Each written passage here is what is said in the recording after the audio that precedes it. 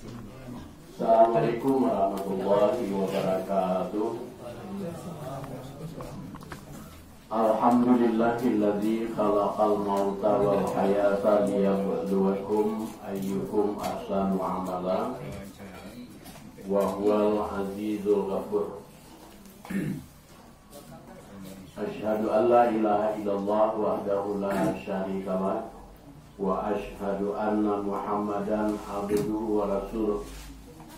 Allahumma salli ala Muhammad wa ala alihi wa sahbihi wa man tabi'ahum bi ihsanin ila yaumil. A'udzu billahi minasy syaithanir rajim. Kullu nafsin dha'iqatul maut wa innama tuwaffawna ujurakum yaumal qiyamah faman zuhziha 'anil nari wa udkhilal jannah faqad faz wa mal hayatud dunya illa mata'ul ghurur. Wa fi ayatil ukhra wala nabluwannakum bi syai'in minal khawf wal ju' wa naqsin minal amwal wal anfus wa thamarat wa basyiris sabirin alladzina idza asabathum musibah qalu inna lillahi wa inna ilaihi raji'un. Ulaika 'alaihim shalawatun min rabbihim wa rahmah wa ulaika humul muhtadun. Qala Rasulullah sallallahu alaihi wasallam, idza mata ibnu adam in qata'a amaluhu illa min salatin sadaqatin jariyah aw ilmi yantafa'u bih aw walidin salihin yad'u lahu. Wa qala aidan al-kayyisu man dana nafsahu wa amila lima ba'dal maut wal ajizu man ittaba'a hawahu wa amanallahu bi amanihi. Sadaqallahu al-azim wa sadaqa rasulul karim.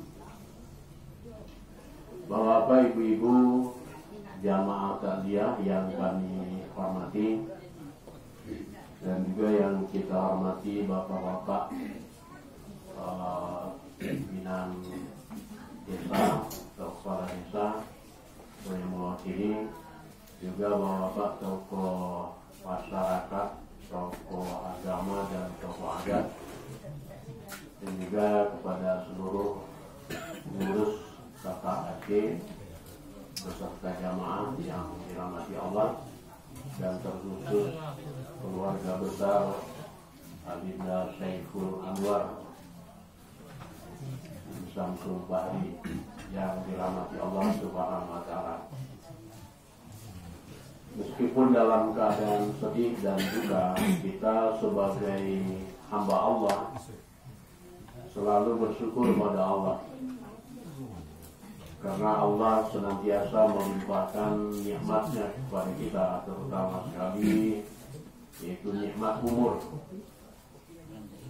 kemudian nikmat sehat, dan kemudian nikmat tempat atau peluang waktu, dan yang terakhir adalah nikmat taufik dan hidayah. Jadi kita bersyukur pada Allah yang Allah tidak putus-putusnya mencurahkan nikmat kepada kita, nikmat yang banyak. Wa in ta'uddu ni'matallahi la tuhsuha, kata Allah. Kalau kamu menghitung-hitung nikmat Allah, maka tidak akan bisa dihitung dan tidak ada bandingnya gitu Pak. Jadi walaupun bagaimana juga kita beribadah seumur hidup, untuk mengimbangi nikmat Allah itu belum bisa diimbangi. Di dalam sebuah hadis disebutkan oleh Rasulullah, ibu-ibu kalau sekalian, di hari akhirat nanti ada seorang hamba yang Allah perintahkan untuk masuk ke dalam surga dengan rahmatku, kata Allah. Sesuai dengan kata Rasulullah SAW, kata Rasulullah SAW, seorang hamba atau seorang manusia itu masuk surga bukan karena amal ibadahnya, bukan karena amalnya, ya, kata Rasulullah. Jadi kata sahabat, ya Rasulullah, engkau juga ya Rasulullah, iya termasuk aku juga. Jadi aku masuk ke dalam surga itu bukan karena amalku, tapi karena apa ya Rasulullah? Karena rahmat Allah.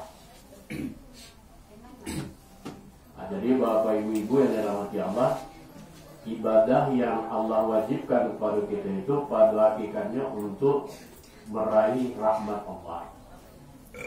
Jadi amal ibadah yang kita lakukan, baik ibadah yang sifatnya khusus antara kita dengan Allah atau yang disebut habli min Allah, maupun ibadah yang sifatnya umum, yang sifatnya habli minan nas, itu semuanya itu dalam rangka mencari rahmat Allah. Makanya di dalam beribadah Allah perintahkan, kata Allah, wa ma umiru illa liya'budullah mukhlishina lahuddin. Tidaklah aku diperintah, kata Rasulullah, kata Allah, tidaklah aku perintahkan kepadamu kecuali untuk beribadah dengan ikhlas. Ibadah dengan ikhlas inilah untuk meraih rahmat dan ridha Allah. Jadi si hamba tadi itu ada protes, Pak, ibu-ibu dalam riwayat. Jadi kata si hamba tadi, ya Allah, jadi aku masuk surga itu bukan karena ibadah seumur hidupku. Tidak, kata Allah, kamu masuk surga itu karena rahmatku. Aku punya si hamba itu agak protes karena si hamba tadi beribadah betul-betul mengharap masuk surga gitu. Makanya andalkan yang amal ibadahnya untuk meraih surganya Allah. Jadi kata Allah, kalau model itu, kalau kamu tidak senang, tidak ikhlas, tidak rela, kamu masuk dalam surga itu karena rahmatku, kata Allah, oke lah, kita hitunglah ibadahmu yang seumur hidup itu kita timbang. Kan di dalam Al-Quran, ibu-ibu sekalian, amal ibadah kita tuh ada yang ditimbang kan, ada yang dihitung. Makanya hari kiamat itu juga disebut oleh agama kita yaitu Yaumul Hisab. Hisab itu hari perhitungan, hari pemeriksaan.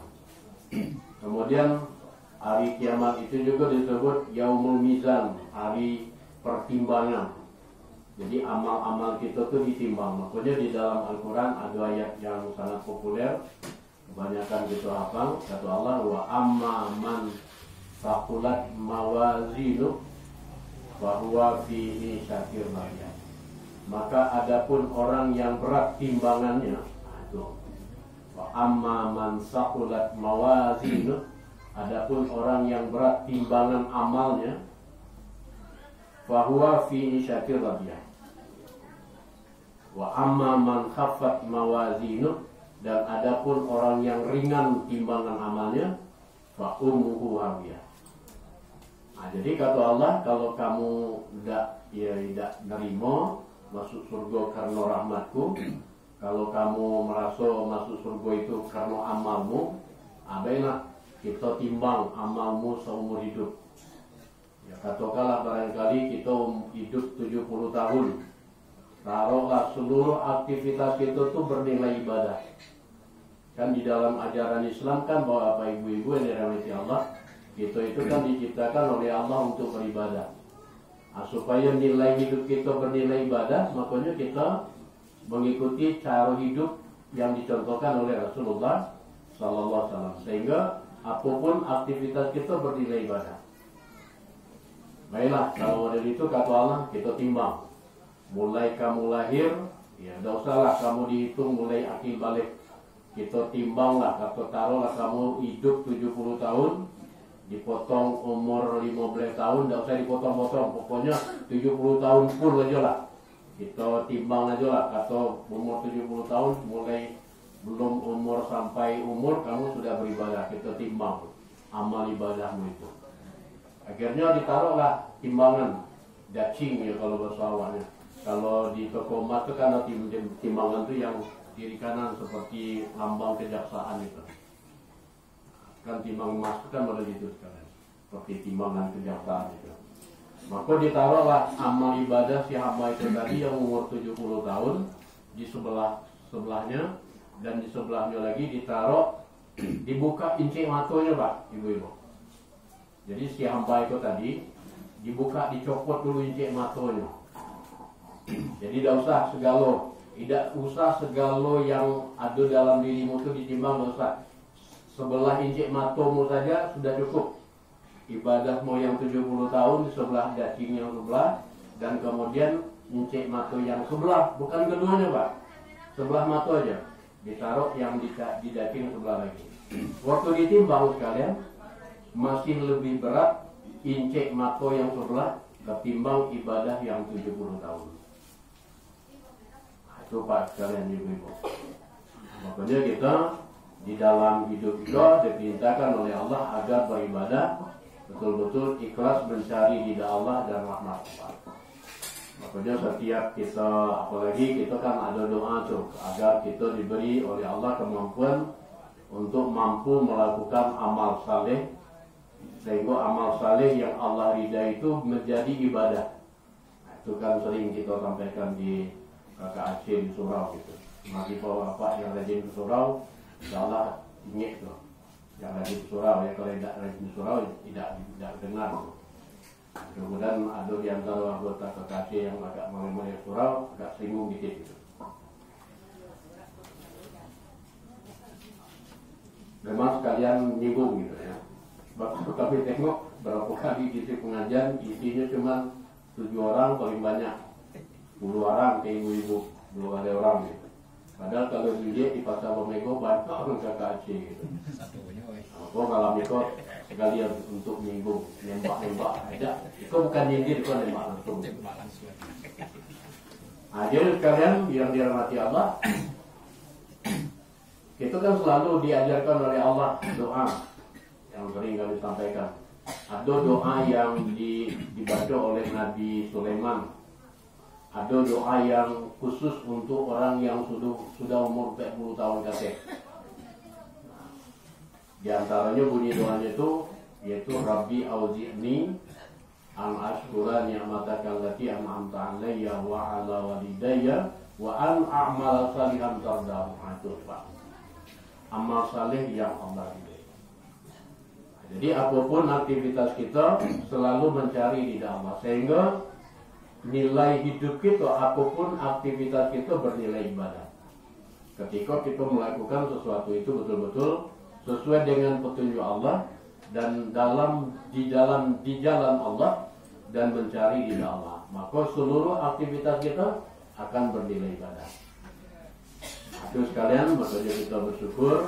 Ya, yang pertama sekali, yang paling utama sekali kita bersyukur karena Allah sudah membuka hati kita untuk menerima iman dan Islam, atau yang disebut juga dengan taufik atau hidayah. Bapak dan ibu-ibu jamaah takziah, terutama sekali keluarga besar, anak-anak, keluarga dan istri beliau almarhum. Pada malam hari ini kita dipertemukan dalam suasana masih dalam keadaan duka, yaitu malam takziah yang kedua. Seperti kebiasaan kita tadi sudah diawali dengan kebiasaan kita di sekitar, kemudian kita lanjutkan dengan kebiasaan kita di pasar. Kalau kita di pasar kan kebiasaannya takziahnya ceramah. Dan pada malam hari ini kita membicarakan tentang kematian. Jadi kalau kita lihat kondisi Arinda Siul itu, kami itu sekalian kalau beliau meninggal dunia itu zuhur. Kami kan salatnya di Musala Ibnu Sabil itu. Jadi waktu keluar dari zuhur, kebetulan subuh kami tidak jihad. Subuhnya kami di Nurul Huda gitu. Jadi keluar dari Ibnu Sabil bertemu dengan Fauzi, adiknya Taufik, Fauzi Usman. Wah, sempat juga, untunglah mau sempat ngantar Siul ke kuburan. Siul mana? Ngapo?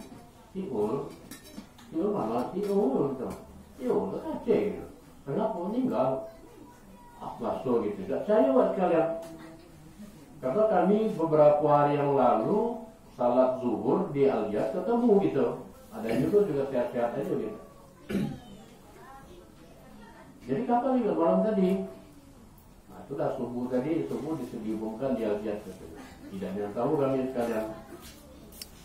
Jadi kalau kita pikir kami balik sambil balik itu kami pikir-pikir, rasanya tidak percaya Pak. Soalnya yang sakit Aksan kan di Armeta itu. Nah kakaknya yang sakit kan, alhamdulillah beliau sekarang sudah bisa ikut salat berjamaah di Al-Jad, tapi duduk salatnya pakai kursi. Tidak percaya rasanya sekalian. Nah disitulah bapak-bapak dan ibu-ibu saudara yang dirahmati Allah, itu baru sadar yang namanya ajal itu tidak ditentukan dengan umur, tidak ditentukan dengan penyakit, tapi betul-betul umur itu ditentukan oleh Allah Subhanahu wa Ta'ala. Ketika umur dia itulah kondisi si umur itu. Tapi kalau kita misalnya dengar jatuh meninggal, kita tanya umurnya berapa? 70 tahun. Nah, ya.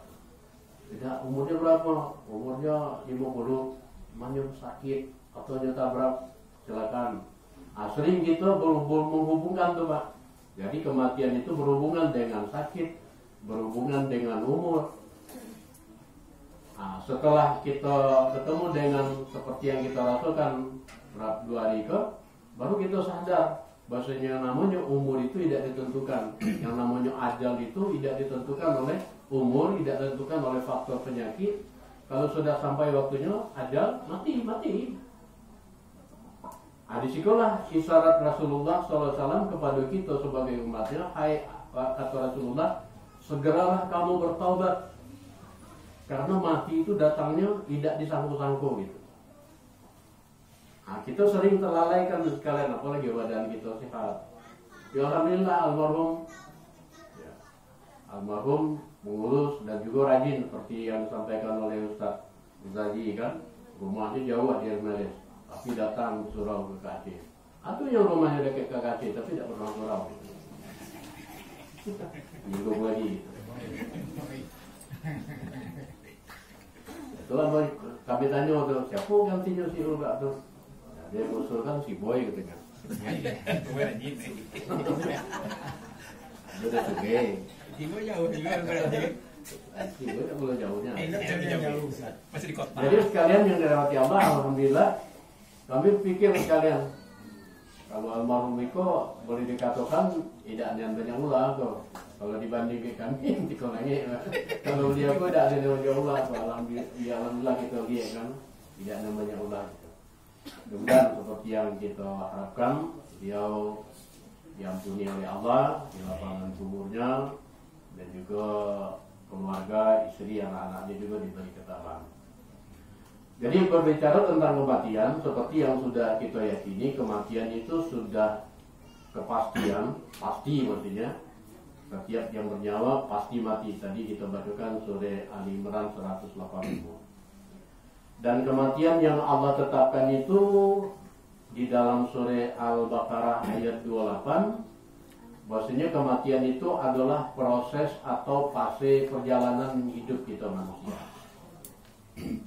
Jadi menurut kita umat yang beragama Islam khususnya, tapi kalau kita pelajari dan kita dengar, seluruh umat yang beragama sangat meyakini yang namanya mati itu adalah fase gitu. Maksudnya setelah kematian itu belum selesai gitu. Itu seluruh umat yang beragama meyakini kalau yang namanya mati itu belum selesai urusan kita sebagai manusia. Itu seluruh agama. Makanya ada kalau manusia yang berpikir kalau mati udah selesai urusannya, itu manusianya tidak beragama kok. Ateis. Kalau dalam bahasa aslinya PKI gitu. PKI itu kan tidak percaya. Kalau mati ya udah selesai, mati tidak ada urusan. Sama kayak kabau gitu Pak. PKI itu kan sama kayak kabau. Kalau mati selesai tidak ada urusan. Kabau kan begitu Pak, ayam, binatang lah. Binatang itu kalau mati udah tidak ada urusan lagi gitu. Kenapa tidak ada yang akan dipertanggungjawabkan? Nah, jadi kalau ada manusia yang berpikir kalau mati selesai, berarti sama kayak kabau tuh. Sama kayak binatang. Allah katakan begitu, kata Allah dalam Quran. Pokoknya kalau kita rajin baca Quran, kita tidak ada terkejut lagi itu. Sebab manusia itu kan ada manusia, tapi kualitasnya sama kayak binatang. Malah lebih parah lagi, lebih hina lagi dari binatang. Contohnya Israel. Balhum adallah. Lebih kejam dari binatang, lebih binatang dari binatang. Termasuk juga komunis PKI itu kan, nah itu sama ke Israel. PKI itu hampir sama ke Israel itu kekejamannya. Nah, jadi sekalian, kematian itu sudah ditetapkan bagian dari fase kehidupan kita. Kalau dalam surah Al-Baqarah ayat yang ke-28, mati itu fase yang ketiga. Ya, fase yang ketiga. Bunyi ayatnya kita apal lalu biasanya tuh. Bagi kita yang belajar, yang biasa belajar ngaji juz amma model lama, itu biasanya apal lah ya itu. Bunyi ayatnya auzubillahi minasyaitonir rajim, kaifa takfuruna billah wa kuntum amwatan. Itu fase yang pertama tuh. Jadi kata Allah, kenapa kamu kafir kepada Allah? Maksudnya kafir kepada Allah, kenapa kamu tidak mau taat kepada Allah? Kenapa kamu masih melanggar perintah Allah? Kenapa kamu tidak mengikuti apa yang Allah perintahkan dan kamu tidak tinggalkan apa yang Allah larang? Itu maksudnya, kenapa kamu kafir gitu. Sedangkan kamu dahulu amwatan. Amwatan itu bisa jadi badan kita belum terbentuk, belum disebut apa-apa. Kalau dalam surah Ad-Dahr, bagi kita yang rajin salat Jumat subuh, salat subuh hari Jumat, biasanya setiap masjid ini di Rejang Lebong sudah jadi kebiasaan. Ya. Kalau kini, kalau dulu agak jarang. Kalau dulu yang mengawali rajin baca surah Sajadah dan surah Ad-Dahr di salat subuh hari Jumat itu yang mempelopori awalnya Al-Jihad gitu. Nah, kalau masjid-masjid yang lain belum. Karena pernah kan ada seorang tokoh pemerintah lah, waktu nyopai naik haji, kebetulan nginap di Padang, berangkatnya lewat Bandara Padang ke Mekah gitu. Pas datang di kota Padang, hari Kamis nginap di kota Padang, akhirnya salat subuh di kota Padang.